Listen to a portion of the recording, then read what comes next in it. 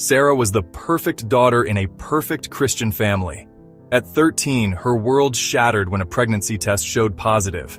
Despite her desperate pleas of innocence, her parents, pillars of their church community, left her bags on the porch that night. 20 years of struggle and homelessness followed. During a routine medical checkup, the doctor's face turned pale as he studied her results. What the doctor discovered that day will break your heart.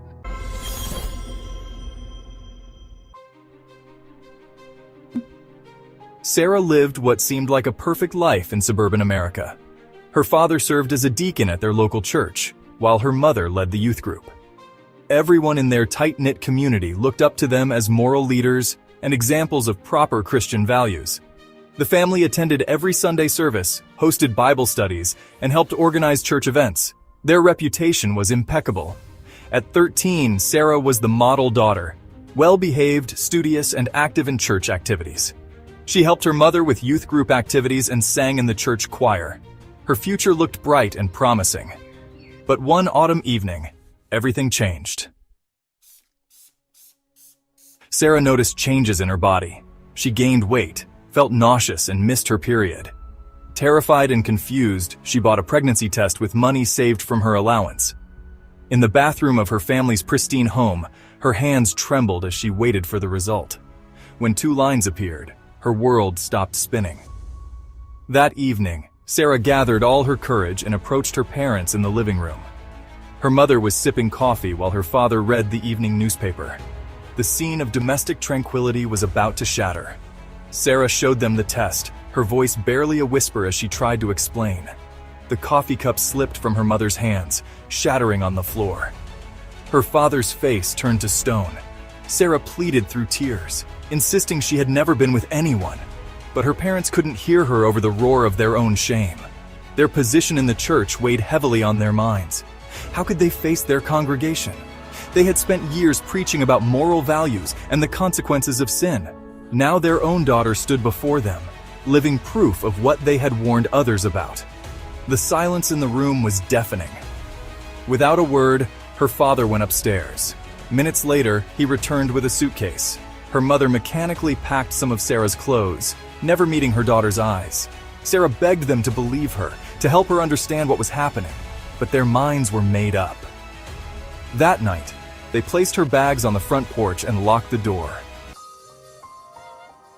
Sarah spent her first night in the local park, using her school backpack as a pillow. The autumn air bit through her thin jacket. She kept thinking this was just a nightmare, that her parents would come looking for her. They didn't. When she returned home the next day, she saw their silhouettes behind the curtains, but they never opened the door. Her desperate knocks went unanswered. The church community, once her extended family, turned their backs on her.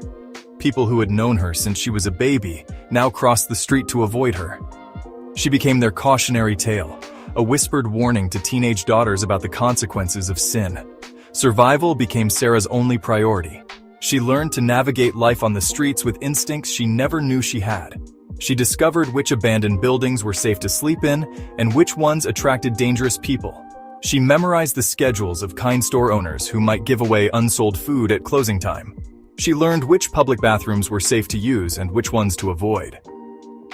During the day, Sarah took whatever work she could find. She helped vendors at the local market pack up their stalls. She cleaned windows for small businesses. Some days, when hunger overwhelmed her pride, she would sit near the train station with a paper cup, avoiding the eyes of passers-by who might recognize her. A few months into her ordeal, Sarah experienced severe cramps and bleeding. Alone in an abandoned building, she curled up in agony, believing she was losing her baby. She had no money for a doctor, no one to call for help. The pain lasted for hours as she lay there, tears mixing with the dust on the floor. Eventually, the cramps subsided, and over the following weeks, her pregnancy symptoms gradually disappeared. She had lost the baby, or so she thought, adding another layer of grief to her already overwhelming burden. Life continued its harsh course, but Sarah refused to give up. A cafe owner named Martha noticed her regular presence in the area and offered her a job washing dishes. Martha even let her sleep in the storage room, away from the dangerous streets. This small act of kindness became Sarah's turning point. She enrolled in night classes to finish high school, studying by the dim light of the cafe after closing time.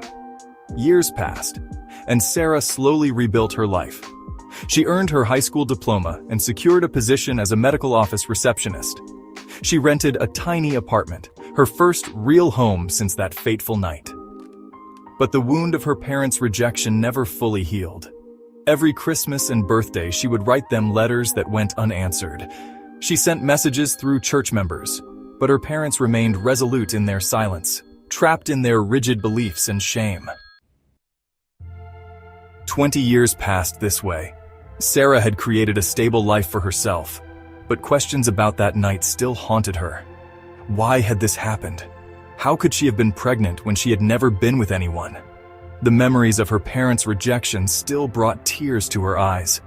Then came the routine medical screening at work. Nothing seemed unusual until the doctor called her back for a follow-up appointment. His expression was unreadable as he reviewed her test results. What he said next would change everything.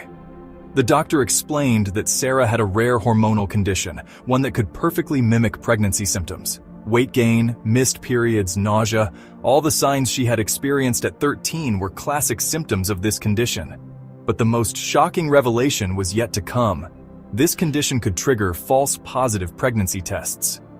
Sarah sat in stunned silence as the truth washed over her. She had never been pregnant. 20 years of homelessness, struggle, and family separation. All because of a medical condition no one had diagnosed. The weight of this revelation nearly crushed her. With trembling hands, she drove to her childhood home, medical records clutched to her chest. Her parents, now with gray hair and tired faces, opened the door to find their long-lost daughter holding a stack of papers. Through tears, Sarah explained what the doctor had discovered. Her mother collapsed into a chair as the terrible truth of their mistake became clear. Her father, once so stern and unmoving, aged years in minutes as he realized what they had done to their innocent child. They talked for hours, 2 decades of pain and misunderstanding pouring out.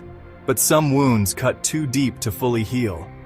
While they began the slow process of rebuilding their relationship, Sarah couldn't forget those cold nights on the street, the hunger, and the desperate loneliness she had endured. Her parents were never the same after learning the truth. The weight of their mistake crushed them completely. They stepped down from their church positions, unable to face their congregation knowing what they had done to their own daughter.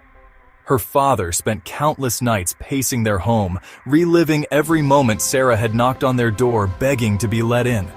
Her mother fell into a deep depression, keeping Sarah's childhood room exactly as it was, a shrine to their terrible mistake. They sought counseling, but the guilt ate away at them day after day. Every time they saw a teenage girl on the street, they wondered if she was someone's Sarah, cast out by parents who had failed to show mercy. The neighbors whispered that they had aged decades in just a few years, their hair turning completely gray, their faces etched with the permanent lines of regret. Today, Sarah runs a shelter for homeless teenagers, ensuring no other child faces what she did. Her parents, haunted by their mistake, donate to her cause, but their relationship remains complicated. A reminder that some choices, even those made in ignorance, leave permanent scars. And you, what would you do if you discovered that a single mistake had cost you 20 years with someone you loved?